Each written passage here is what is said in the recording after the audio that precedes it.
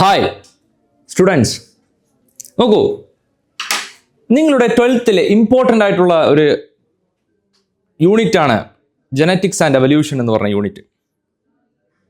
അതിൽ ഇമ്പോർട്ടൻ്റ് ആയിട്ടുള്ള first chapter ആണ് principle of inheritance and variations. Correct അല്ലേ? അതെ. രണ്ടാമത്തെ ചാപ്റ്റർ ആണ് നമ്മൾ ഇന്ന് പഠിക്കാൻ പോകുന്ന. ആ ഫസ്റ്റ് ചാപ്റ്ററിന്റെ കണ്ടിന്യൂസ് ആയിട്ടുള്ള മോളിക്കുലാർ ബേസിസ് ഓഫ് ഇൻഹെറിറ്റൻസ് എന്ന് പറഞ്ഞ ചാപ്റ്റർ. സാറിന്റെ ഇപ്പോൾ സാറ് പറയുന്ന ചാപ്റ്ററിന്റെ റെക്കോർഡഡ് സെഷൻ, ലൈവ് സെഷൻ നടന്നു കഴിഞ്ഞതാണ്. പ്രിൻസിപ്പിൾ ഓഫ് ഇൻഹെറിറ്റൻസ് ആൻഡ് വേരിയേഷന്റെ ഫസ്റ്റ് സെഷൻ നമ്മൾ കഴിഞ്ഞതാണ്. അതിനുശേഷം molecular basis of inheritance, molecular ലെവലാണ് നമ്മൾ കാര്യങ്ങൾ മനസ്സിലാക്കുന്നത്. Molecular basis of inheritance, molecular basis. അപ്പോൾ മോളിക്കുലാർ ലെവലിൽ ഒരു സെല്ലിന്റെ ലെവലിലാണ് നമ്മൾ കാര്യങ്ങൾ മനസ്സിലാക്കുന്നത്. അപ്പോൾ സാറിനെ കേൾക്കുന്ന സ്റ്റുഡൻസ്, സാറിന്റെ ക്ലാസ് കേൾക്കുന്ന സ്റ്റുഡൻസ് വളരെ സമാധാനത്തോടു കൂടി ഈ ക്ലാസ് മനസ്സിലാക്കാൻ ശ്രമിക്കണം. കാരണം ഇനി ബയോളജിയിലേക്ക് ആവശ്യമായിട്ടുള്ള കാര്യങ്ങൾ പറയുന്ന ഒരു ബേസിക് ആയിട്ടുള്ള ഒരു ഫണ്ടമെന്റൽ ആയിട്ടുള്ള ക്ലാസ് ആയിട്ട് നിങ്ങൾ കൺസിഡർ ചെയ്യണം. ഇവിടെ 3 സാറ് നിൽക്കുന്നുണ്ട്. ഒരു സാറ് ട്രെയിനിലാണ്, ഒരു സാറ് DNA പിടിച്ചിരിക്കുകയാണ്. ഇതുകൊണ്ട് എന്താ ഉദ്ദേശിക്കുന്നത് നിങ്ങൾ നോക്കൂ. DNA എന്ന് പറഞ്ഞ ഡബിൾ സ്ട്രാൻഡഡ് DNA നമ്മൾ പറയാറ്. ഡബിൾ സ്ട്രാൻഡ്, ഒരു സ്ട്രാൻഡ് എന്ന് പറഞ്ഞാൽ ആക്ച്വലി എന്താണ്? ഒരു സ്ട്രാൻഡ് എന്ന് പറഞ്ഞത് ഇതിന് നമ്മൾ ആക്ച്വലി ഒരു സ്ട്രാൻഡ് എന്ന് പറയാം. ഒരു സ്ട്രാൻഡ്, ഒരു നൂല്. രണ്ടാമത്തെ സ്ട്രാൻഡ് ഇത് കറക്റ്റ് അല്ലേ? രണ്ടാമത്തെ സ്ട്രാൻഡ് നമ്മൾ പഠിക്കാറുണ്ട്. 2 സ്ട്രാൻഡുകൾ തമ്മിൽ ഹൈഡ്രജൻ ബോണ്ടായിട്ട് കണക്റ്റഡ് ആണ്, ഹൈഡ്രജൻ ബോണ്ടിങ് ആയിട്ട് കണക്റ്റഡ് ആണ്. അപ്പോൾ ആക്ച്വലി ഇത് നമുക്കൊരു റെയിൽവേ ട്രാക്ക് ആയിട്ട് എടുത്താൽ ആ റെയിൽവേ ട്രാക്കിലൂടെ സാറ് ട്രെയിൻ ഓടിച്ചു പോവുകയാണ്. എങ്ങനെയുണ്ടാ? രസമില്ലേ?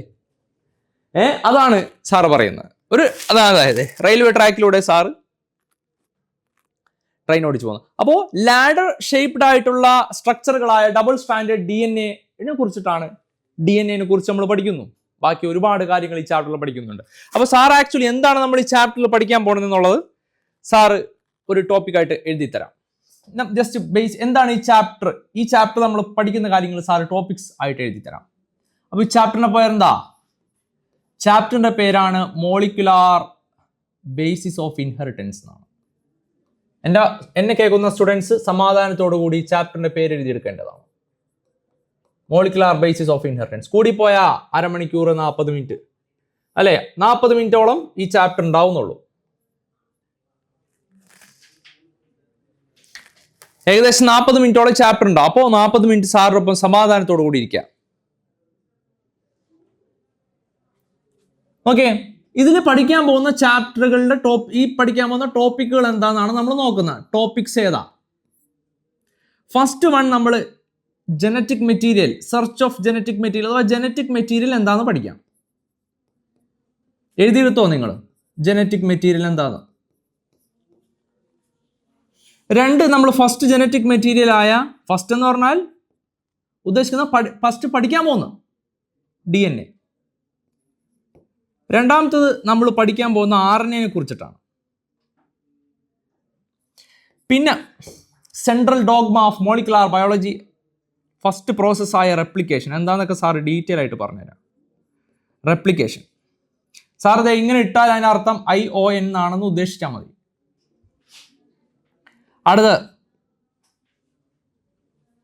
അടുത്താണ് ട്രാൻസ്ക്രിപ്ഷൻ എന്ന് പറഞ്ഞ പ്രോസസ്സാണ്. എന്താ ട്രാൻസ്ക്രിപ്ഷൻ? ട്രാൻസ്ക്രിപ്ഷൻ പഠിച്ചു കഴിഞ്ഞാൽ അടുത്തത് ജനറ്റിക് കോഡോണുകളെ കുറിച്ചിട്ടാണ്.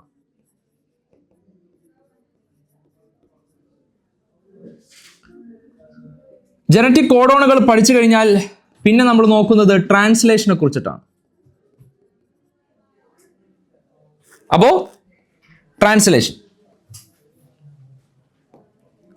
ട്രാൻസ്ലേഷൻ കഴിഞ്ഞാൽ അടുത്ത topic regulation of gene expression എന്നാണ്. എന്താണ്? Regulation of gene expression. ഇതൊക്കെ എഴുതിയെടുത്തോ. നമ്മൾ എന്താണ് ഒരു ചാപ്റ്ററിൽ പഠിക്കാൻ പോകുന്നതിനെ കുറിച്ചിട്ടാണ് നമ്മൾ നോക്കാൻ പോകുന്നത്. അപ്പൊ ഇതിനെ കുറിച്ചിട്ടുള്ള ഒരു ബേസിക് അണ്ടർസ്റ്റാൻഡിങ് ഉണ്ടെങ്കിൽ ആ ചാപ്റ്റർ എളുപ്പമായി തീരും. കാരണം ഇത്ര കാര്യങ്ങളാണ് നമ്മൾ ആ ചാപ്റ്ററിൽ പഠിക്കാൻ പോകുന്നതിനെ കുറിച്ചൊരു ഐഡിയ ഉണ്ടെങ്കിൽ ആ ചാപ്റ്റർ എളുപ്പമായി തീരും.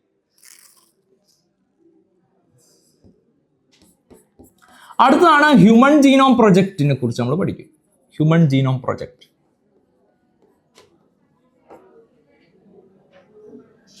പിന്നെ 10ാമത്തെ ടോപ്പിക്കാണ് DNA ഫിംഗർ പ്രിന്റിംഗ്. എന്താണ് DNA finger printing?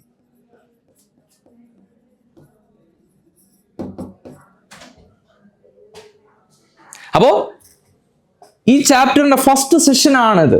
First session, recorded first session ആണ്. ഇതിന്റെ ലൈവ് പോയതാണെന്ന് സാറ് പറഞ്ഞു.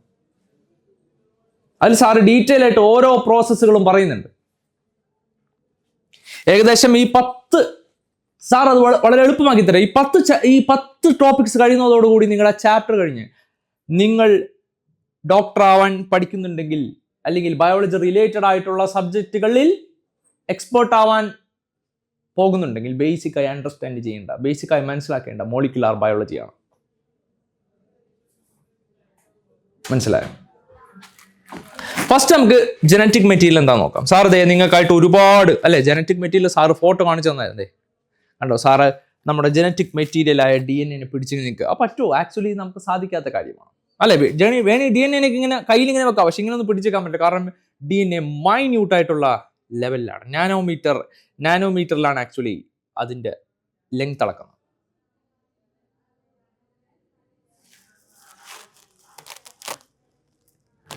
അപ്പോൾ ആക്ച്വലി നമ്മൾ ഫസ്റ്റ് പഠിക്കാൻ പോകുന്നത്, ശ്രദ്ധിച്ച് കേട്ടോ, വളരെയധികം ശ്രദ്ധിച്ച് കേട്ടോ. നിങ്ങളുടെ ബ്രെയിനും കണ്ണും ഐസും ഇയറും ഷാർപ്പ് ചെയ്ത് വെച്ചോ.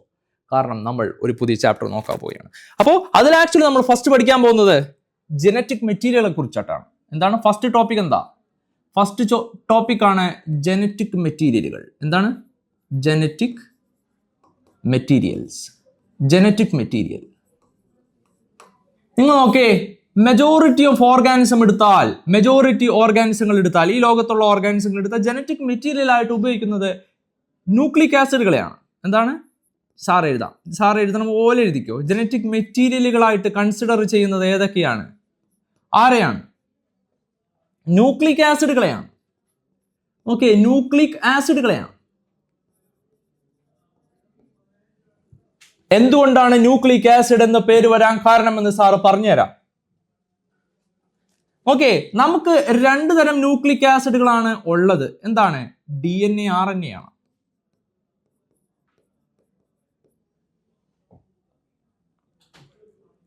DNA എന്ന് പറഞ്ഞ ജനറ്റിക് മെറ്റീരിയൽ ആണ്. നമ്മൾ മെജോറിറ്റി ഓഫ് ഓർഗാനിസത്തിൽ കാണുന്ന DNA ജനറ്റിക് മെറ്റീരിയൽ ആയിട്ട് ഓർഗാനിസങ്ങളെയാണ്. ഇൻക്ലൂഡിംഗ് ആസ് ഹ്യൂമൻ ബീങ്സ് ഉൾപ്പെടെ ജനറ്റിക് മെറ്റീരിയൽ ആയി കാണപ്പെടുന്നത് DNA ആണ്. ഓക്കെ, ഇനിയിപ്പോ മൈനർ ഓർഗാനിസങ്ങൾ ലൈക്ക് HIV വൈറസുകളിൽ ജനറ്റിക് മെറ്റീരിയൽ RNA ആണ്. അറിയാം, HIV human immunodeficiency virus എന്നാണ്.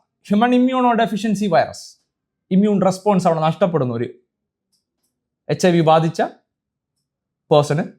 പേഷ്യന്റിന് അദ്ദേഹത്തിന്റെ ഇമ്മ്യൂൺ സിസ്റ്റം തകരാറിലാവും. അപ്പോ ജനറ്റിക് മെറ്റീരിയലുകളായ RNA, DNA കുറിച്ചിട്ടാണ് നമ്മൾ ഫസ്റ്റ് പഠിക്കുന്നതാണ് സാർ പറഞ്ഞതേ. ഈ ഫസ്റ്റ് 3 ടോപ്പിക്കുകൾ അതാണ്. മനസ്സിലായോ? എന്നിട്ടാണ് നമ്മൾ ബാക്കിയുള്ള കാര്യത്തിലേക്ക് വന്നത്. അപ്പോൾ ഇതിനെ കുറിച്ചിട്ടുള്ള ഒരു ബേസിക് അണ്ടർസ്റ്റാൻഡിങ് ഉണ്ടെങ്കിൽ നിങ്ങൾക്ക് ഈ ചാപ്റ്റർ അനായാസമായി തീരും. ഓക്കെ,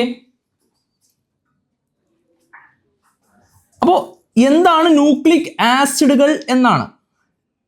ന്യൂക്ലിക് ആസിഡ്സ് എന്താന്നുള്ളതിന്റെ ആ ഒരു വേർഡിന്റെ മീനിങ് നമുക്ക് നോക്കാം. നിങ്ങൾ നോക്കി, എന്തുകൊണ്ട് ന്യൂക്ലിക് ആസിഡ് എന്ന് പറയുന്നു? നമ്മൾ പറയാറുണ്ട് ന്യൂക്ലിക് ആസിഡ്, DNA, RNA. അപ്പോൾ എന്തുകൊണ്ട് ഇവർക്ക് ജനറൽ ആയിട്ട്, നമ്മളൊക്കെ മനുഷ്യരിൽ പല പേരുള്ളവരുണ്ട്. അതുകൊണ്ടാണ് എന്തുകൊണ്ട് മനുഷ്യരെന്ന് വിളിക്കുന്നു. അതുപോലെ തന്നെ എന്തുകൊണ്ട് ന്യൂക്ലിക് ആസിഡുകൾ DNA, RNA എന്തുകൊണ്ട് ന്യൂക്ലിക് ആസിഡുകൾ എന്ന് വിളിക്കുന്നു? കാരണം ഇത് ഫസ്റ്റ് ഡിസ്കവർ ചെയ്യുന്നത് 1869 എപ്പോഴാ? ന്യൂക്ലിക് ആസിഡുകൾ ഫസ്റ്റ് ഡിസ്കവർ ചെയ്യുന്നത് 1869 ഫ്രീഡറിക് മിഷർ. എന്താ? ഫ്രീഡറിക് മിഷർ. എന്താ? ഫ്രീഡറിക് മിഷർ എന്ന് പറഞ്ഞ സയന്റിസ്റ്റ്, ഓർത്തിരുന്നോ? ഫ്രീഡറിക് മിഷർ എന്ന് പറഞ്ഞ സയന്റിസ്റ്റ് 1869 വൈറ്റ് ബ്ലഡ് സെൽസിൽ നിന്നും, എന്താ? വൈറ്റ് ബ്ലഡ് സെല്ലുകളിൽ നിന്നും, വൈറ്റ് ബ്ലഡ് സെല്ലുകളുടെ ന്യൂക്ലിയസിൽ നിന്നും ഒരു സബ്സ്റ്റൻസ് കണ്ടുപിടിക്കുന്നു.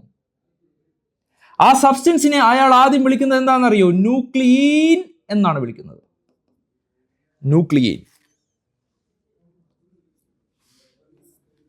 അപ്പോ 1869 ഫ്രെഡറിക് മീഷർ എന്ന് പറഞ്ഞ ഒരു സ്വിസ് സയന്റിസ്റ്റ് ആണ്, ബയോളജിസ്റ്റ് ആണ്. അദ്ദേഹം WBCയിൽ നിന്നും ഫസ്റ്റ് ഒരു ജനറ്റിക് മെറ്റീരിയൽ കണ്ടുപിടിക്കുന്നു, DNA എന്ന് പറഞ്ഞ ജനറ്റിക് മെറ്റീരിയൽ കണ്ടുപിടിക്കുന്നു. അതിനെ അയാൾ ന്യൂക്ലിയൻ എന്ന് പറയുന്നു.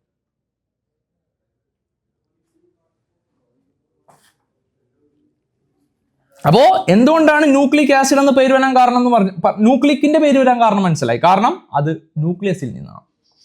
ഇനി എന്തുകൊണ്ട് ആസിഡ് എന്ന് പേര് വരാൻ കാരണം? എന്തുകൊണ്ട് ആസിഡ്സ് എന്ന് പേര് വരാൻ കാരണം ബിക്കോസ് ന്യൂക്ലിക് ആസിഡുകളായ DNA-യും RNA-യും എടുത്താൽ, ന്യൂക്ലിക് ആസിഡുകളായ DNA-യും RNA-യും എടുത്താൽ അവരുടെ ബേസിക് സ്ട്രക്ചറിൽ ഉണ്ടാകുന്ന ഫോസ്ഫേറ്റ് ഗ്രൂപ്പ് അഥവാ നമ്മൾ ഫോസ്ഫോറിക് ആസിഡ് എന്ന് പറയും. ഫോസ്ഫോറിക് ആസിഡ് എങ്ങനെ എഴുതാ? H3PO4 എന്നാണ് ഫോസ്ഫോറിക് ആസിഡ് എഴുതാം. നിങ്ങൾ നോക്കേ, ഫോസ്ഫറസിന്റെ 5 വാലൻസി,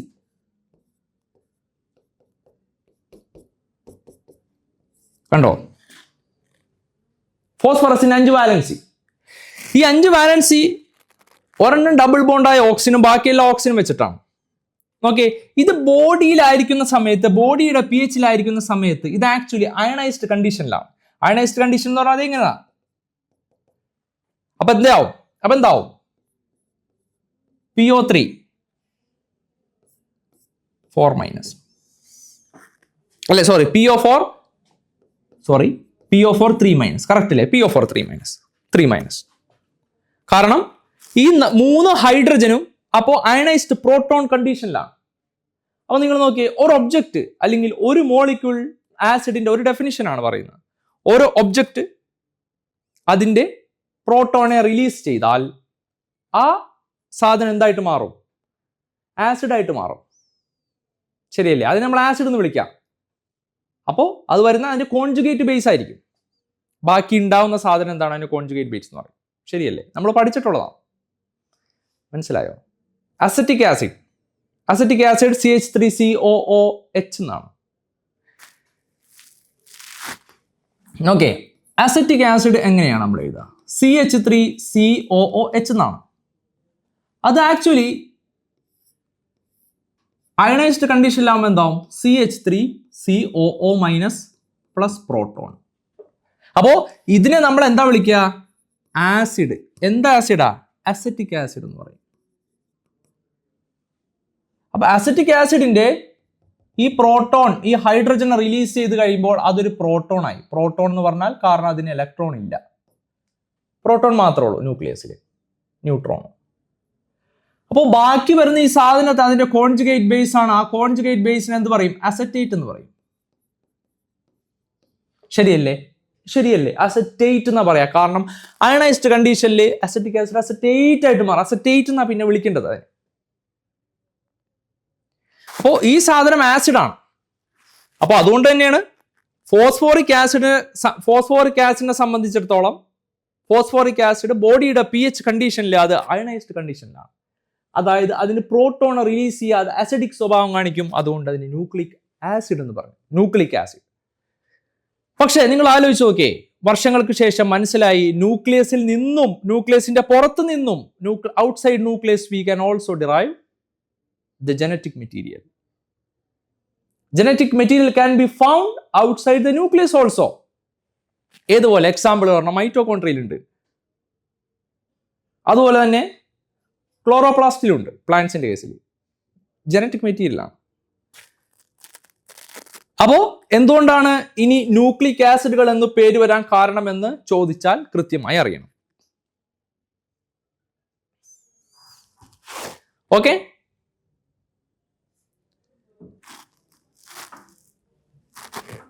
മനസ്സിലായോ?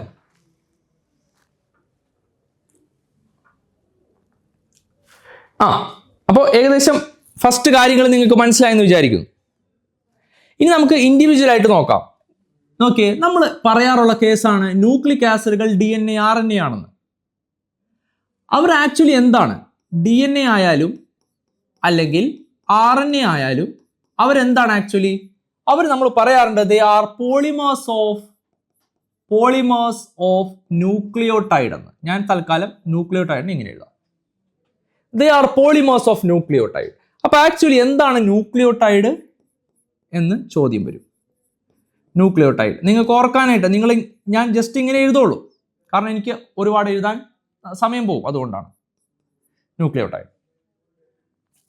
അപ്പോ ഓക്കെ, ന്യൂക്ലിയോടൈഡുകളെ അടുക്കി വെച്ച് അതിന്റെ പോളിമറുകളെ നമ്മൾ എന്ത് വിളിക്കുന്നു? ന്യൂക്ലിക് ആസിഡുകൾ എന്ന് വിളിക്കുന്നു, അഥവാ RNA DNA എന്ന് വിളിക്കുന്നു. മനസ്സിലായോ? ഓക്കെ, അപ്പോൾ ന്യൂക്ലിയോടൈഡുകളിൽ എന്തൊക്കെയുണ്ട്? ന്യൂക്ലിയോടൈഡുകൾ ഉള്ള ആരൊക്കെയാണ്? ന്യൂക്ലിയോടൈഡുകളിൽ ഉള്ളത് നൈട്രജൻ ബേസ് ഉണ്ടാവും. Nitrogen base. ഓക്കെ, അപ്പോൾ ന്യൂക്ലിയോടൈഡുകൾ എന്തൊക്കെയുണ്ട്? നൈട്രജൻ ബേസ് ഉണ്ട്, പിന്നെ ഷുഗർ ഉണ്ട്. നൈട്രജൻ ബേസ് ഉണ്ട്, ഷുഗർ ഉണ്ട്, പിന്നെ ഫോസ്ഫേറ്റ് ഗ്രൂപ്പ്. ഞാൻ ഫോസ്ഫേറ്റ് ഗ്രൂപ്പ് എന്ന് എഴുതുന്നില്ല, ഫോസ്ഫോറിക് ആസിഡ് എന്ന് എഴുതാം. അതാണ് അത് ആക്ച്വലി അതിന്റെ ജനറൽ മീനിങ്, ഫോസ്ഫോറിക് ആസിഡ്. അപ്പോ ഇത് ആക്ച്വലി 3 പേര് ചേരുന്നതാണ് ന്യൂക്ലിയോടൈഡ്. ഈ ന്യൂക്ലിയോടൈഡിന്റെ പോളിമറുകളെയാണ് നമ്മൾ DNA RNA അഥവാ ന്യൂക്ലിക് ആസിഡുകൾ എന്ന് ജനറലി വിളിക്കുക. അപ്പൊ എന്താണ് നൈട്രജൻ ബേസ് എന്ന് നമുക്ക് പഠിക്കാം. എന്താണ് നൈട്രജൻ ബേസ് എന്നുള്ളത് നമുക്ക് പഠിക്കാം. ഞാനിവിടെ മാറ്റിയിടാം, നിങ്ങൾക്ക് വേണ്ടി മാറ്റിയിട്ടേക്കണം. നോക്കേ, നൈട്രജൻ ബേസ് എന്തുകൊണ്ടാണ് നൈട്രജൻ ബേസ്? അതിന്റെ പേര് നമുക്കറിയാം. നൈട്രജൻ ബേസ് എന്ന് പറഞ്ഞാൽ നൈട്രജൻ കണ്ടെയ്നിങ് മോളിക്യൂളാണ്. Nitrogen containing closed ring structure ആണ്. ഞാൻ വരച്ചുതരാം. ബേസ് എന്ന് പറഞ്ഞാൽ അവർക്ക് ബേസിക് സ്വഭാവം ഉണ്ടാവും. ആ പറഞ്ഞ മോളിക്യൂളിന് പോസിറ്റീവ് സൈൻ ആയിരിക്കും. അപ്പൊ നിങ്ങൾ നോക്കിയേ, നൈട്രജൻ ബേസുകൾ എന്ന് പറയുമ്പോൾ 2 നൈട്രജൻ ബേസുകളാണ് ഉള്ളത്. ഒന്നാണ് പ്യൂരിൻസ്, പ്യൂരിൻ. 2 പിരമിഡിനുകൾ. എന്താ? പിരമിഡിൻസ്.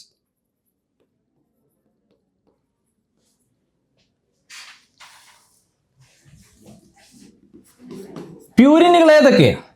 പ്യൂരിനുകൾ അഡിനിൻ, ഗ്വാനിൻ എന്ന് പറയും. Adenine, guanine. പിരമിഡിനുകൾ ഏതൊക്കെ? കട്ട് എന്ന് ഓർത്താൽ മതി. നിങ്ങൾ ഓർത്തുണ്ടോ? കട്ട്, ഇതൊരു പിരമിഡാണ്, ഓർക്കാൻ വേണ്ടിയിട്ടാണ്. പിരമിഡാണ്, പിരമിഡിനെ കട്ട് ചെയ്തു. അപ്പോ CUT അഥവാ സൈറ്റസിൻ,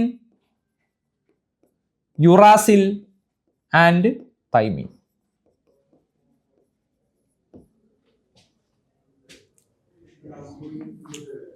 എൻ്റെ ക്ലാസ് ബുദ്ധിമുട്ടായി തോന്നുന്നവരുണ്ടെങ്കിൽ കമന്റിൽ പറയേണ്ടതാണ്. എന്നാലും സാറിന് മനസ്സിലാവുള്ളൂ നിങ്ങൾ ഏത് തരത്തിലാണ് പഠിക്കുന്നുള്ളത്. അപ്പോൾ അഡിനിൻ, ഗ്വാനിൻ പ്യൂരിനുകളും സൈറ്റോസിൻ, യുറാസിൽ, തൈമിൻ പിരമിഡിനുകളും. നമുക്ക് ഇനി എന്താണ് പ്യൂരിൻ, എന്തുകൊണ്ടാണ് അവർ പ്യൂരിൻ എന്ന് വിളിക്കുന്നത്, എന്തുകൊണ്ടാണ് പിരമിഡിൻ എന്ന് വിളിക്കുന്നത് നമുക്ക് നോക്കാം. ഇത് മനസ്സിലായല്ലോ? ഓക്കെ, അപ്പോൾ സാറ് പ്യൂരിൻസിനെ കുറിച്ച് പറയാം.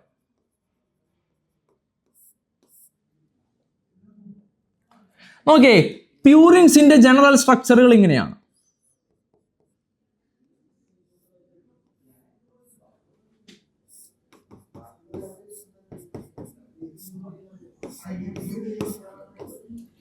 ഇതാണ് ആക്ച്വലി പ്യൂരിൻസിന്റെ ജനറൽ സ്ട്രക്ചറുകൾ. പിരമിഡിനുകളുടെ ജനറൽ സ്ട്രക്ചർ എങ്ങനെയാ? നോക്കിയേ, പിരമിഡിൻസിന്റെ ജനറൽ സ്ട്രക്ചർ നോക്കിക്കോ.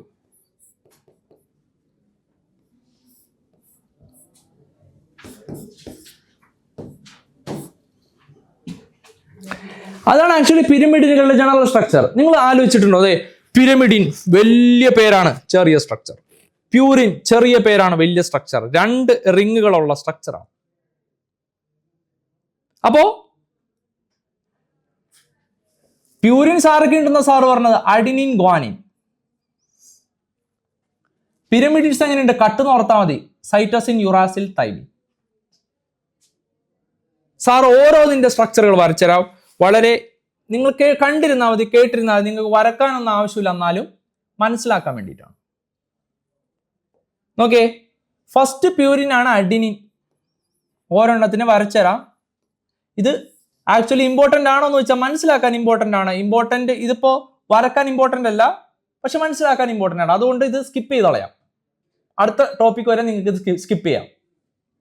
അപ്പൊ അഡിനിന് നമ്മൾ എന്താ പറയാന്നറിയോ? ആക്ച്വലി അഡിനിന് പറയാ 6 അമിനോ പ്യൂരിൻ എന്നാണ്. 6 അമിനോ പ്യൂരിൻ. എന്താണ് ആക്ച്വലി 6 അമിനോ പ്യൂരിൻ കൊണ്ട് ഉദ്ദേശിക്കുന്നത്? നമുക്കറിയാം പ്യൂരിൻസിന്റെ ജനറൽ സ്ട്രക്ചർ ഇങ്ങനെയാണ്.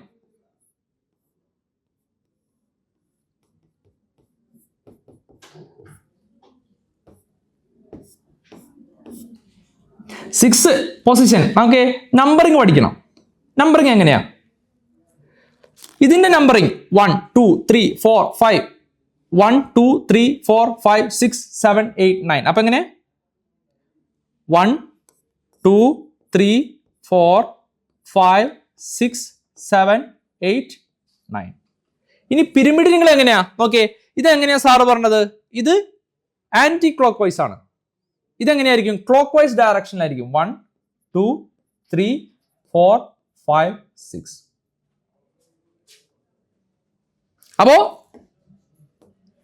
ഓർഗാനിക് കെമിസ്ട്രിയിൽ ആവശ്യമുള്ളതാണ്. അപ്പോൾ 6 അമിനോ പ്യൂരിൻ എന്ന് പറഞ്ഞാൽ 6th പൊസിഷനിൽ അമിനോ ഗ്രൂപ്പ് ഉണ്ടെന്നാണ്, NH2 ഗ്രൂപ്പ് ഉണ്ടെന്നാണ്. ശരിയല്ലേ? 6th പൊസിഷനിൽ NH2 ഗ്രൂപ്പ് ഉണ്ട്. 6 അമിനോ പ്യൂരിൻ എന്ന് പറയും. ഇനി അടുത്തത് ഗ്വാനിൻ ആണ്. ഗ്വാനിൻ. അപ്പൊ ജനറൽ സ്ട്രക്ചർ വരക്കാം. ഗ്വാനിന്റെ ജനറൽ സ്ട്രക്ചർ വരക്കാം.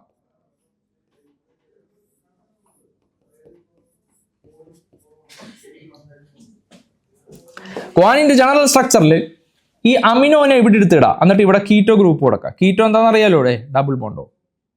ഇവിടെ അമിനോ ഗ്രൂപ്പ് കൊടുക്കാം. അപ്പൊ നമ്പറിങ് എങ്ങനെ വരും? നമ്പറിങ് എന്ത് വരും? 2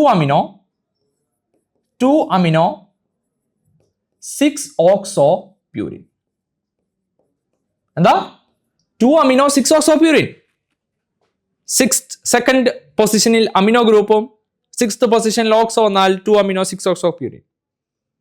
അപ്പൊ ഇതാണ് ആക്ച്വലി നമ്മൾ ഗ്വാനിൻ എന്ന് പറയാം. ഇനി നമ്മൾ സൈറ്റസിന്റെ കേസ് നോക്കിയാൽ, സൈറ്റസിൻ എങ്ങനെ സാർ പറഞ്ഞത്? ജനറൽ സ്ട്രക്ചർ ഇതാണ് സൈറ്റസിന്റെ. സൈറ്റസിന്റെ ജനറൽ സ്ട്രക്ചർ എന്ന് പറഞ്ഞാൽ ഇതിന്റെ നമ്പറിംഗ് മനസ്സിലാക്കണം. 1 2 3 4 1 2 3 4 5 6. എപ്പോഴും 5 6 ഡബിൾ ബോണ്ട് ഉണ്ടാവും.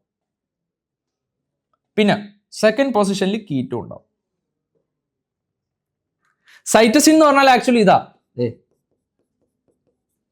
അതായത് 4th പൊസിഷനിൽ അമിനോ ഗ്രൂപ്പ്, 2nd പൊസിഷനിൽ ഓക്സോ. അപ്പൊ എന്ത് വരും? 4 amino 2 oxo 4 amino 2 oxo pyrimidine.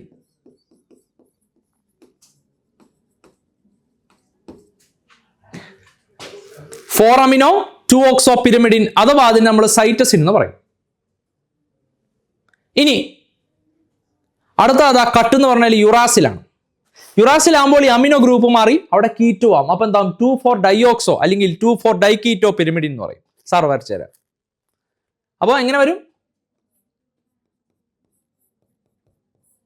പിരമിഡിനുകളുടെ general സ്ട്രക്ചറിൽ 5th 6th double bond, 2nd oxygen. അപ്പൊ അമിനോ മാറി അവിടെ ഓക്സിജനായി. അപ്പൊ എന്താവും? 2,4 ഡയോക്സോ പിരമിഡിൻ. അതിനെയാണ് നമ്മൾ എന്ത് പറയാ? യുറാസിൽ എന്ന് പറയാം. ഇനി ആലോചിച്ച് നോക്കേ, യുറാസിലിന്റെ 5th പൊസിഷനിൽ മീത്തേൽ ഗ്രൂപ്പ് വന്നാൽ 5 മീത്തേൽ യുറാസിൽ, അല്ലെങ്കിൽ 2,4 ഡയോക്സോ 5 മീത്തൈൽ പിരമിഡിൻ. അതിനെയാണ് നമ്മൾ തൈമിൻ എന്ന് പറയാം. അപ്പൊ സാറ് വരക്കാം. 25 മിനിറ്റ് ആയോ? ആയി. ഓക്കെ.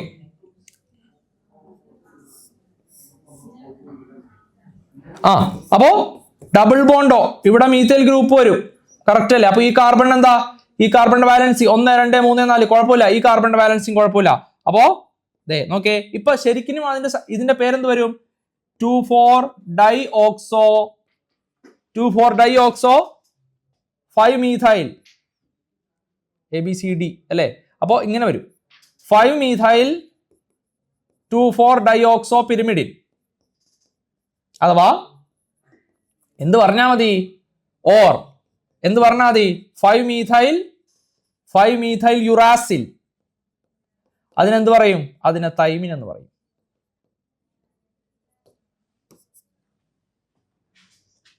ഇത്രയും നൈട്രജൻ ബേസുകളാണ് നിങ്ങളുടെ DNA RNA എന്ന് പറഞ്ഞ ജനറ്റിക് മെറ്റീരിയൽ ഉള്ളത്. അപ്പൊ എന്താണ് നൈട്രജൻ ബേസുകളുടെ കാര്യം നിങ്ങൾ പഠിച്ചു. അപ്പൊ നൈട്രജൻ ബേസ് കഴിഞ്ഞു.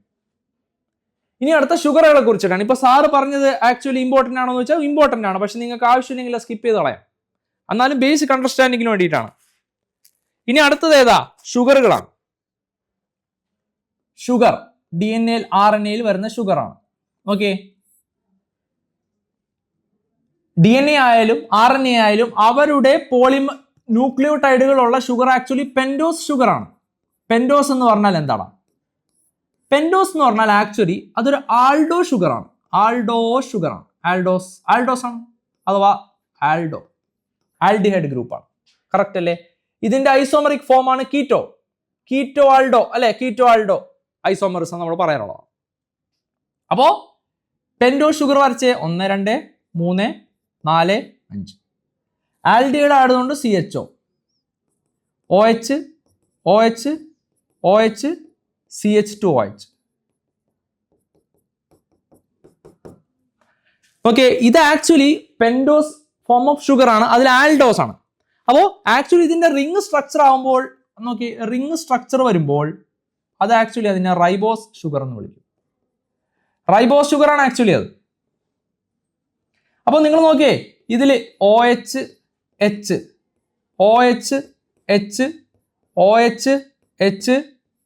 CH2OH.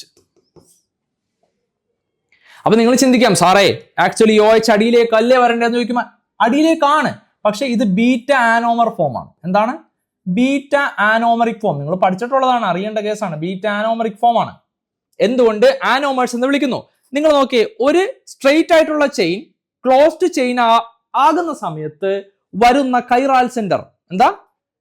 ഒരു സ്ട്രെയിറ്റ് ഫോം ഓഫ് ചെയിൻ അത് സർക്കുലർ ആയിട്ടുള്ള വേറെ ചെയിനായി മാറുമ്പോൾ, ക്ലോസ്ഡ് ചെയിനായി മാറുമ്പോൾ അപ്പ് ഉണ്ടാവുന്ന കൈരാലായിട്ടുള്ള മോളിക്യൂൾ, ആ കൈരാൽ മോളിക്യൂളിന് ചുറ്റും നമ്മൾ ട്വിസ്റ്റ് ചെയ്താൽ അത് ബീറ്റ ഫോം, ആൽഫ ഫോം എന്നാവും.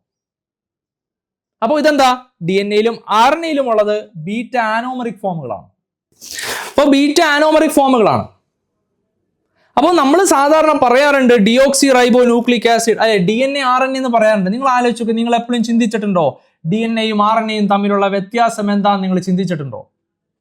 ആക്ച്വലി DNA RNA എല്ലാം ഈക്വൽ ആണ്, പക്ഷെ അവരുടെ ഷുഗറിൽ ഉണ്ടാവുന്ന വ്യത്യാസം, സാർ ഈ പറഞ്ഞ ഷുഗറിൽ ഉണ്ടാവുന്ന വ്യത്യാസം കാരണമാണ് അവരെ ഡിഓക്സി എന്നും ഓക്സി അഥവാ റൈബോ ന്യൂക്ലിക് ആസിഡ് എന്നും പറയുന്നു. അപ്പൊ ഇവരുടെ ഫുൾ എഴുതി നോക്കാം. ഫുൾ എന്താ പറയുന്ന? ഡിയോക്സി റൈബോ ന്യൂക്ലിക് ആസിഡ് എന്നാണ്. ഇതെന്താ പറയാ? വെറും റൈബോ ന്യൂക്ലിക് ആസിഡ് എന്നാണ്. അപ്പൊ ഇവർ തമ്മിലുള്ള വ്യത്യാസം എന്താ? അതെ, സാറ് പറഞ്ഞൊരു വ്യത്യാസം എന്താന്നുള്ളത് അവരുടെ ഷുഗറിലുള്ള വ്യത്യാസമാണ്. അപ്പൊ സാറ് ഷുഗറിന്റെ നമ്പറിങ് കൊടുക്കട്ടെ. ഷുഗറിന്റെ നമ്പറിങ് കൊടുത്താൽ ഇങ്ങനെയാണ്: 1 2 3 4. ഫിഫ്ത്ത് ഓക്സിജൻ അല്ല, ഫിഫ്ത്ത് ഇവിടെ വരുന്ന ഒരു കാർബൺ ആണ് ഫിഫ്ത്ത്. ഇത് ഫിഫ്ത്ത്. അപ്പോ 1 2 3 4 5. ഓക്കെ, അപ്പോ ഫിഫ്ത്ത്. സാർ അവിടെ നിന്ന് എഴുതി തരാം CH2OH.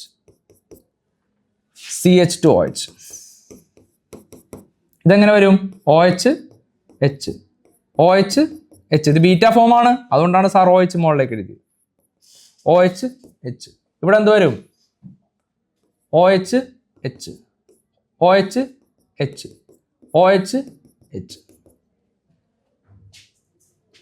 ഓക്കെ, ഇനി DNA RNA തമ്മിലുള്ള വ്യത്യാസം കണ്ടു നോക്കിക്കോ.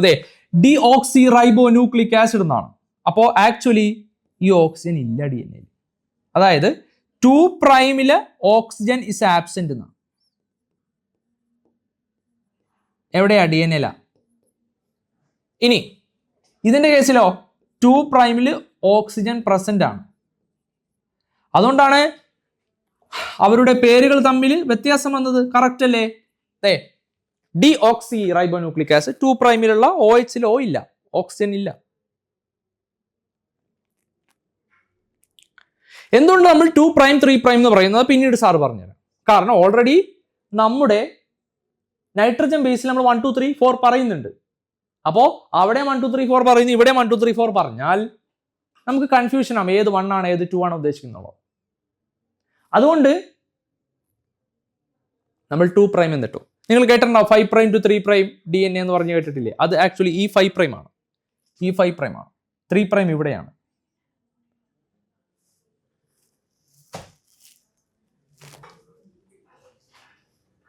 ഓക്കെ. അപ്പോൾ സാർ പറഞ്ഞത് തുടങ്ങിയത് ഇവിടെ നിന്നാണ്. സാർ പറഞ്ഞു തുടങ്ങിയത് ഇവിടെ നിന്നാണ്. എവിടെ നിന്നാണ്? ന്യൂക്ലിയോടൈഡുകൾ എന്താന്നുള്ളതിനെ കുറിച്ച്. അപ്പൊ നൈട്രജൻ ബേസ് കഴിഞ്ഞു, ഷുഗർ കഴിഞ്ഞു, അടുത്ത ഫോസ്ഫോറിക് ആസിഡ് ആണ്. ഫോസ്ഫോറിക് ആസിഡ് എന്താണെന്ന് സാർ പറഞ്ഞതാണ്, എന്നാലും ഒരു തവണ കൂടി പറയാം, എഴുതി വെച്ചോളൂ. Phosphoric acid. ഫോസ്ഫോറിക് ആസിഡ് എന്താ നോക്ക്? H3PO4 എന്ന് പറയും. H3PO4.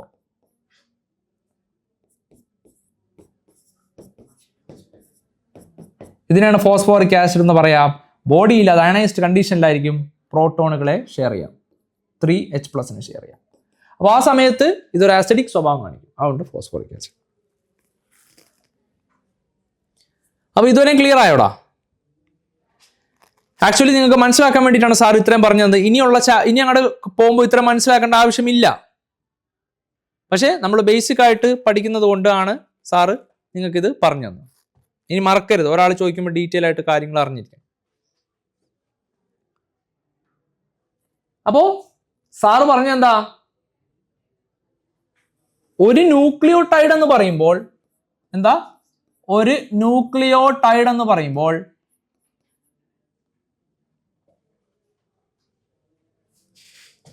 നൈട്രജൻ ബേസ് ഉണ്ട്, ഷുഗർ ഉണ്ട്, പിന്നെന്താ 3 ഫോസ്ഫേറ്റ് ഉണ്ട്. അഥവാ 3 ഫോസ്ഫോറിക് ആസിഡ് ഉണ്ടെന്നാണ്. 3 ഫോസ്ഫോറിക് ആസിഡ് ഉണ്ടെന്നാണ്. നൈട്രജൻ ബേസിന്റെ കേസാണ് സാറ് പറഞ്ഞത് adenine, guanine, cytosine, uracil, thymine. ഷുഗറിന്റെ കേസാണ് സാറ് പറഞ്ഞത് പെൻഡോസ് ഷുഗർ ആയ റൈബോസ് ഷുഗർ. ഫോസ്ഫേറ്റിന്റെ കേസാണ് 3 ഫോസ്ഫോറിക് ആസിഡുകൾ. അപ്പോൾ പിന്നെ നിങ്ങൾ കേട്ടിട്ടുണ്ടാവും ന്യൂക്ലിയോസൈഡ് എന്ന് കേട്ടിട്ടുണ്ടാവും. അപ്പൊ എന്താണ് ആക്ച്വലി ന്യൂക്ലിയോസൈഡും ന്യൂക്ലിയോടൈഡും തമ്മിലുള്ള വ്യത്യാസം? ന്യൂക്ലിയോസൈഡ് എന്ന് പറഞ്ഞാൽ ഇത്രയേ ഉള്ളൂ, നൈട്രജൻ ബേസും ഷുഗറിനെയാണ് നമ്മൾ ന്യൂക്ലിയോസൈഡ് എന്ന് പറയാം. അപ്പോ ഒരു ന്യൂക്ലിയോടൈഡ് എന്ന് പറഞ്ഞാൽ ന്യൂക്ലിയോസൈഡ് ട്രൈഫോസ്ഫേറ്റ് എന്നാണ്. മനസ്സിലാക്കാൻ വേണ്ടിയിട്ടാണ് ഇങ്ങനെ എഴുതിയത്. മനസ്സിലായോ? ന്യൂക്ലിയോസൈഡ് ട്രൈഫോസ്ഫേറ്റ് എന്നാണ്.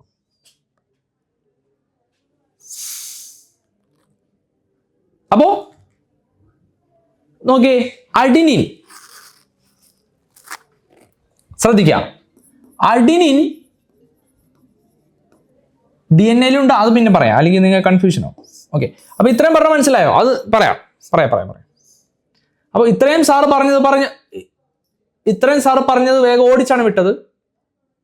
എന്തായാലും ഓരോ ദിവസത്തിന്റെ ലൈവിൽ അന്നുള്ള കാര്യങ്ങൾ സാറ് പറഞ്ഞു തരാറുണ്ട്. അപ്പോൾ നിങ്ങൾ ലൈവിൽ വരാന്നുള്ളതാണ് മെയിനായിട്ട്. അവിടെ സാറായിട്ട് ഡയറക്റ്റ് ഇന്ററാക്ഷൻ പോസിബിൾ ആണ്. ഇവിടെ ഡയറക്റ്റ് ഇന്ററാക്ഷൻ പോസിബിൾ അല്ല, കാരണം നമ്മൾ ദൂരെയാണ് നിൽക്കുന്നത്. ലൈവിലാണെങ്കിലും ദൂരെയാണെങ്കിലും നിങ്ങൾ മാനസികമായി സാറിനോട് അടുത്താണ് ഇരിക്കുന്നത്. കാരണം നിങ്ങൾ അറിയാം നിങ്ങളുടെ പേസ് എങ്ങനെയാണെന്ന് എനിക്ക് ലൈവിൽ കമന്റ് വാച്ച് ചെയ്ത് അറിയാൻ പറ്റും.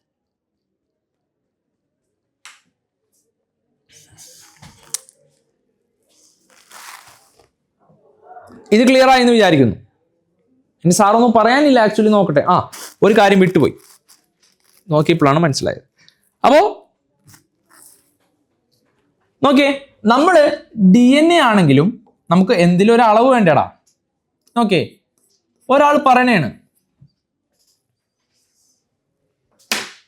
ഞാൻ 2 കഴിച്ചു. എന്താ ഒരാൾ പറഞ്ഞാണ് ഞാൻ 2 കഴിച്ചു. അപ്പൊ ആ 2 കൊണ്ട് എന്താണ് ആക്ച്വലി ഉദ്ദേശിക്കുന്നത്? ഞാൻ 2 കഴിച്ചു എന്ന് പറഞ്ഞാൽ ആക്ച്വലി ഉദ്ദേശിക്കുന്നത് 2 മാങ്ങ എന്നാണോ, 2 ചക്ക എന്നാണോ, 2 തേങ്ങ എന്നാണോ, 2 മനുഷ്യരെ എന്നാണോ? അപ്പൊ ആക്ച്വലി എന്തൊരു ഫിസിക്കൽ ക്വാണ്ടിറ്റി പറഞ്ഞാലും ആ ഫിസിക്കൽ ക്വാണ്ടിറ്റിയുടെ ഒപ്പം ഒരു യൂണിറ്റ് പറയുക എന്നുള്ളത് ഒരു മര്യാദയാണ്, അല്ലേ? നമ്മൾ SI യൂണിറ്റുകൾ എന്ന് പറയും. യൂണിറ്റുകൾ പറയണം. എടാ ഞാൻ ഇന്നലെ 2 പോയി, ഞാൻ ഇന്നലെ 2 പോയി എന്താണ് ആക്ച്വലി ഉദ്ദേശിക്കുന്നത്? അപ്പോൾ ഞാൻ ഇന്നലെ 2 പോയി എന്ന് പറഞ്ഞാൽ ചിലർ ഇവൻ വേറെ എവിടെയോ പോയി അല്ലേ, 2ന് പോയി എന്നൊക്കെ വിചാരിക്കും. ആക്ച്വലി സംഭവം എന്താ? ഞാൻ 2 സിനിമക്ക് പോയി എന്ന് ഉദ്ദേശിച്ചത്. പക്ഷേ ആ 2ന് ശേഷം വരുന്ന യൂണിറ്റ് വളരെ ഇമ്പോർട്ടൻ്റ് ആണെന്നാണ് സാറ് പറഞ്ഞത്. ഞാൻ ഇന്നലെ 2 കഴിച്ചു. 2 ചക്കയാണോ, മാങ്ങയാണോ, തേങ്ങയാണോ, 2 ഉരുളക്കിഴങ്ങാണോ? അപ്പോൾ എന്ത് പറഞ്ഞാലും ഒരു ഫിസിക്കൽ ക്വാണ്ടിറ്റി പറഞ്ഞാലും അതിൻ്റെ ഒപ്പം യൂണിറ്റ് പറയാന്നുള്ളത് അണ്ടർസ്റ്റാൻഡിങ്ങിന് വേണ്ടിയിട്ടാണ്. അപ്പോൾ നിങ്ങൾ നോക്കിയേ, DNA പറഞ്ഞാലും RNA പറഞ്ഞാലും അതിൻ്റെ യൂണിറ്റ് പറയാന്നുള്ളത് ആവശ്യമായിട്ടാണ്. അതിൻ്റെ ലെങ്ത് അല്ലെ, DNA ആയാലും RNA ആയാലും നമ്മൾ ലെങ്ത്തിലാണ് ആക്ച്വലി അതിനെ അളക്കുക. ലെങ്ത്തിലാണ് ആക്ച്വലി അതിനെ അളക്കുക. ലെങ്ത്തിനെ അളക്കുക എന്ന് പറഞ്ഞാൽ എന്താ? നമുക്ക് DNA അളക്കാൻ പറ്റില്ല. എങ്ങനെയാ? നമ്മൾക്ക് എന്താ പറയുക, ഇപ്പം എൻ്റെ കൈ അളക്കാം, അല്ലെങ്കിൽ എൻ്റെ ബോഡി അളക്കാം, ഹൈറ്റ് അളക്കാം. നമ്മൾ ഫീറ്റിൽ പറയും, സെന്റിമീറ്ററിൽ പറയും, മീറ്ററും ചിലപ്പോൾ പറയാം. പക്ഷേ DNA മീറ്ററിലും സെന്റിമീറ്ററിലൊക്കെ പറയാം, പക്ഷെ അത് ബുദ്ധിമുട്ടാണ് മനസ്സിലാക്കാൻ, പോയിന്റിലായിരിക്കും വരിക. അപ്പൊ ആക്ച്വലി നമ്മൾ DNA അളക്കുക, അതിന്റെ ലെങ്ത് അളക്കുക ആക്ച്വലി നാനോമീറ്ററിലാണ്. ഒരു നാനോമീറ്റർ എന്ന് പറഞ്ഞാൽ 10⁻⁻⁹ മീറ്റർ ആണ്. പിന്നെ അത് നമ്മൾ ന്യൂക്ലിയോടൈഡിന്റെ ലെങ്ത്തിൽ അളക്കും. എത്ര ന്യൂക്ലിയോടൈഡ് ഉണ്ടെന്നുള്ള ലെങ്ത്തിൽ അളക്കും. അല്ലെങ്കിൽ അതിനളക്കുക ബേസ് പെയർ യൂണിറ്റിലാണ്. ഇത്ര ബേസ് പെയർ പറഞ്ഞുതരാം, സമാധാനത്തിൽ പറഞ്ഞുതരാം സാറ്. ഇപ്പൊ ഇങ്ങനെ നിങ്ങൾ മനസ്സിലാക്കുക. ഓരോന്ന് പറയുമ്പോൾ സാറ് ക്ലിയർ ആയിട്ട് മനസ്സിലാക്കി തരാം. അപ്പൊ നിങ്ങൾ നോക്കിയേ, ഈക്കോളൈ, ഇസറേസിയ കോളി എന്ന് പറഞ്ഞ ഒരു ബാക്ടീരിയ ഉണ്ട്. ഇസറേസിയ കോളൈ അഥവാ ഈക്കോളൈ, അതിന്റെ ജീനോം ഹാപ്ലോയിഡ് ആണ്. ജീനോം ഹാപ്ലോയിഡ് ആണ്. അതിന്റെ ബേസ് പെയർ എത്രയെന്ന് അറിയോടാ നിങ്ങൾക്ക്? 4.6 × 10⁻⁶ ബേസ് പെയർ. അതായത് അത്രയും മില്യണിലാണ് കണക്ക് വരുന്നത്. അത് ഈക്കോളൈ എന്ന് പറഞ്ഞ ബാക്ടീരിയയുടെ ജീനോം സൈസ് ആണ് 4.6 × 10⁻⁶ ബേസ് പേസ് എന്ന് പറയുന്നത്. ഹാപ്ലോയിഡ് ആണ്. നിങ്ങൾ നോക്കിയേ, ഹ്യൂമൺ എന്ന് പറഞ്ഞ ഓർഗാനിസം, നമ്മുടെ കേസിൽ നമ്മുടെ ഡിപ്ലോയിഡ് കണ്ടീഷനിലാണ് നമ്മുടെ ഹ്യൂമൻ ബീങ്സ്. നമ്മുടെ ബേസ് പേസ് എത്രയെന്നറിയോ? 6.4 × 10⁻⁹ ബേസ് പേസ് ആണ്. അത് ആക്ച്വലി അളക്കുക ബില്യണിലാണ്. കറക്റ്റ് അല്ലേ? ബില്യൺ അല്ലേ?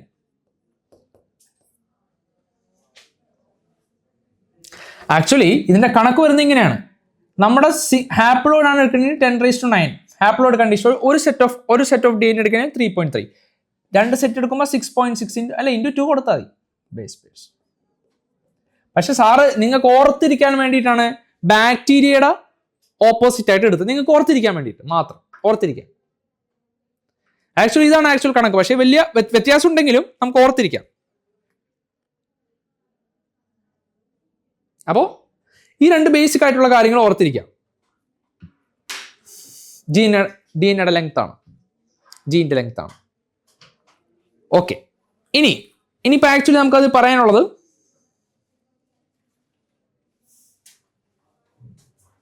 കുറച്ച് കാര്യങ്ങളുണ്ട്. അപ്പോൾ ഇത്രയും പറഞ്ഞാൽ നിങ്ങൾക്ക് മനസ്സിലായോടാ? നിങ്ങൾക്ക് എന്ത് സംശയം ഉണ്ടെങ്കിലും എൻ്റെ വീഡിയോ വരുന്നതിൻ്റെ അടിയിലിടുക. അപ്പോൾ സാറിന് അറിയാൻ പറ്റും നിങ്ങൾക്ക് എത്രത്തോളം പഠിച്ചിട്ടുണ്ടെന്ന്. സാർ ഈ ഒരു ഫസ്റ്റ് സെഷൻ മാത്രം ഇത്രയും വലുതായിട്ട് പറയുള്ളൂ. കാരണം ഇത്രയും വലുതായി പറഞ്ഞാലാണ് പിന്നെ എനിക്ക് സിമ്പിളായിട്ട് ആ ചാപ്റ്റർ കംപ്ലീറ്റ് ചെയ്യാൻ പറ്റുക. അപ്പം എനിക്ക് വെറുതെ പറഞ്ഞാൽ മതി, ഓരോ വാക്കുകൾ പറഞ്ഞാൽ മതി.